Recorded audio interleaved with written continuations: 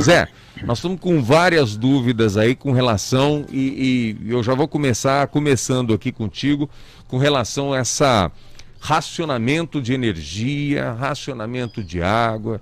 Muito se fala nisso, está todo mundo preocupado. Ao mesmo tempo, a ANEEL deu 52%, um tapa na cara da população. O ministro, eu vou englobar um monte de coisa aqui para você dar o teu resumo aí. O ministro veio na quinta ou sexta-feira, a população falando economize água. Ô, seu ministro, economiza o aumento, seu ministro. Não tem jeito. Como é que você faz? Como é que a população, sabe, sai apagando luz, o coitadinho lá fica minguado, as contas subindo de 200 para 500. Onde é que nós vamos parar, Zé? Pois é, César. Primeiro, prazer estar falando contigo. Prazer aqui, é todo nosso, sempre.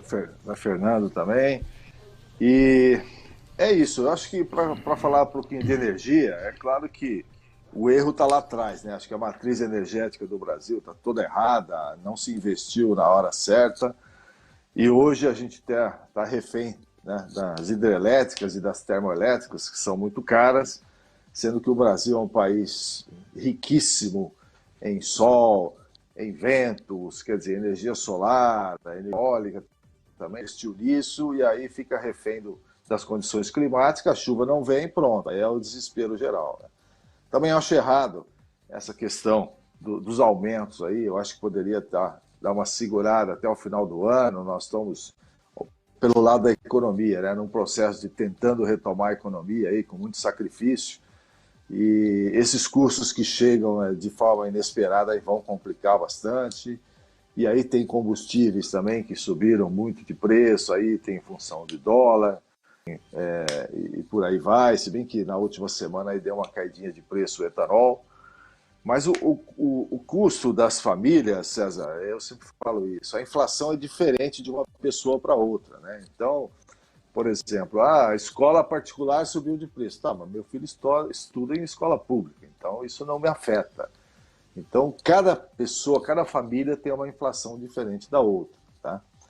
E o que se percebe ultimamente é que os preços, de maneira geral, até por condições também de falta de chuva, os alimentos estão subindo. Se não sobe por causa dos alimentos, sobe porque está se exportando muita carne e cereais e commodities de maneira geral. Então, ela desabastece o mercado local, o preço sobe também. E o produtor tem que fazer uma opção entre exportar ou vender no mercado local, e aí ele privilegia a exportação em detrimento do mercado local, que é um erro. Eu acho que tinha que ter um equilíbrio aí entre as partes.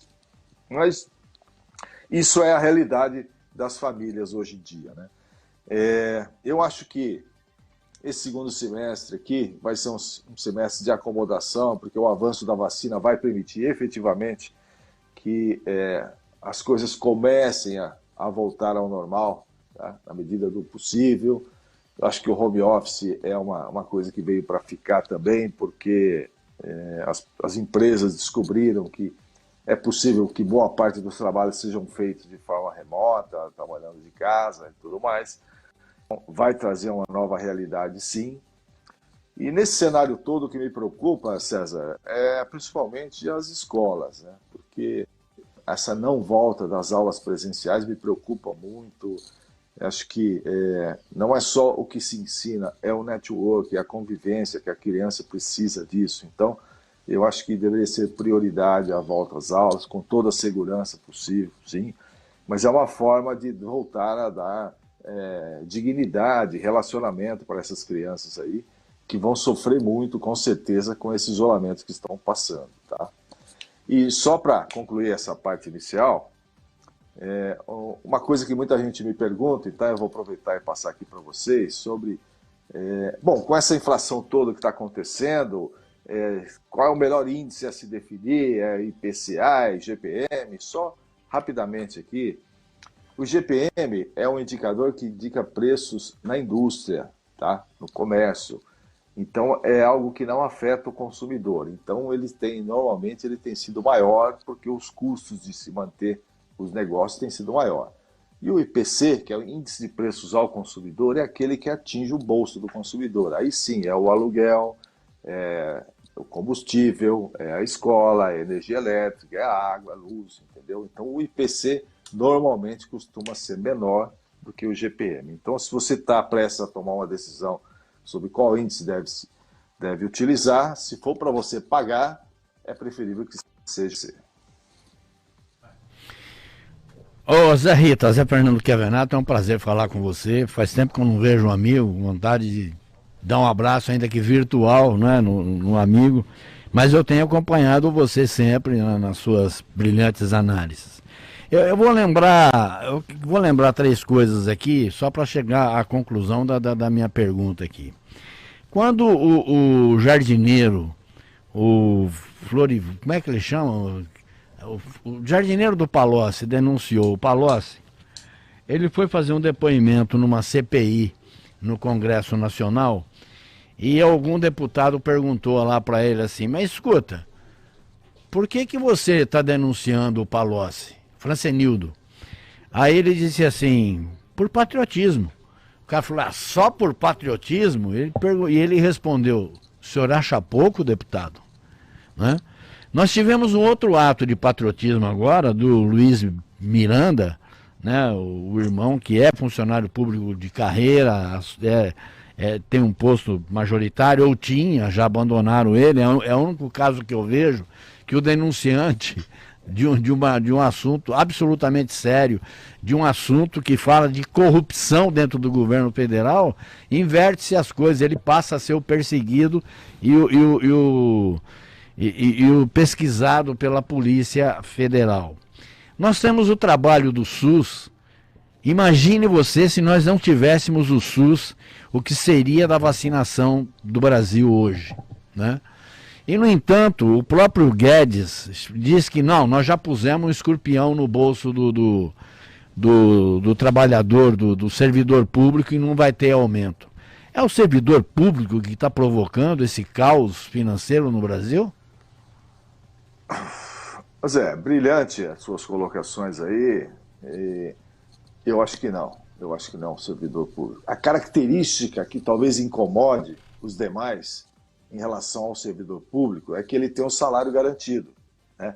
Enquanto outros, a iniciativa privada precisa se esforçar, precisa correr atrás, o risco de perder emprego, o risco de redução do salário por um período, tá?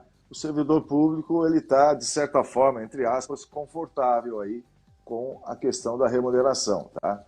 Então, a questão de justiça, né? É justo que não se dê o aumento nesse momento para o servidor público, porque colocou escorpião e não vai ter aumento tão cedo? Não sei, eu acho que, historicamente, o servidor público já perdeu muito dinheiro.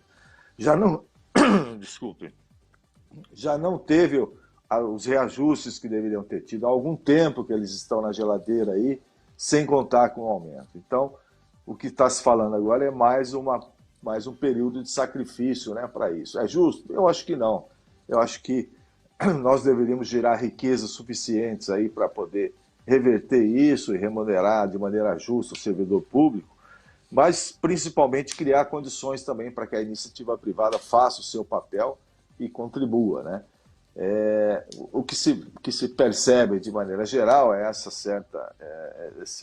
dicotomia, né, que existe aí, principalmente quando você analisa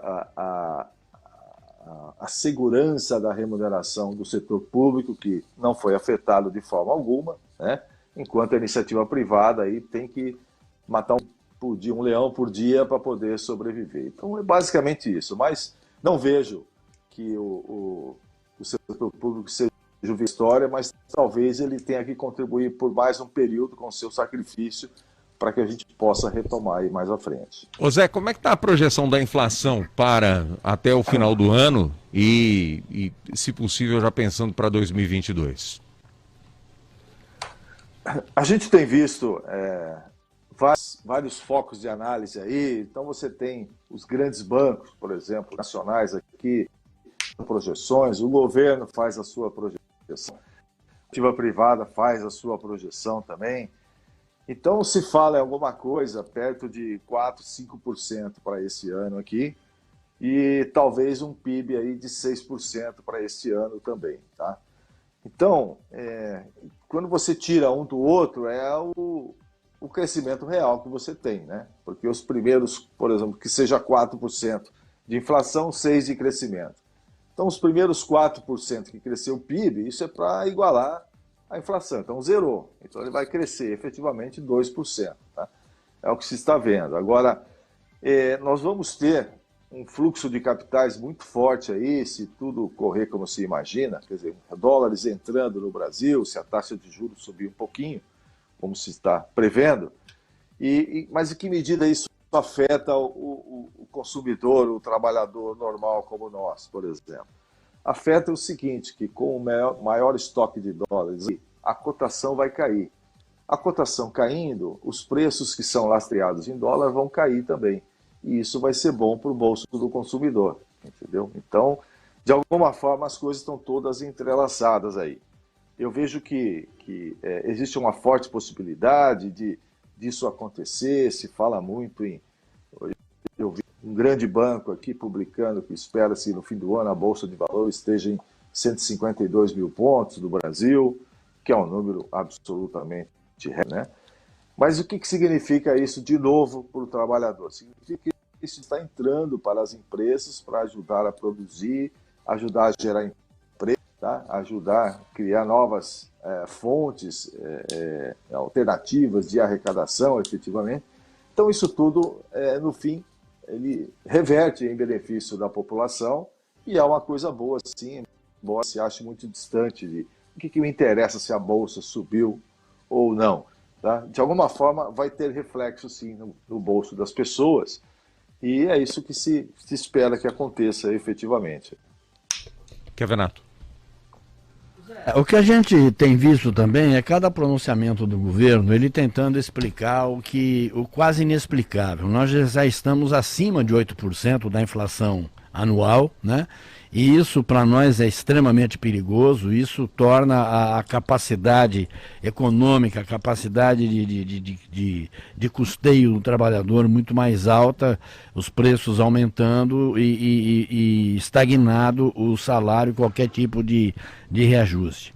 A única coisa que o governo não consegue explicar e faz questão de não explicar para nenhum de nós é como escapar da crise. Tem algum milagre para isso?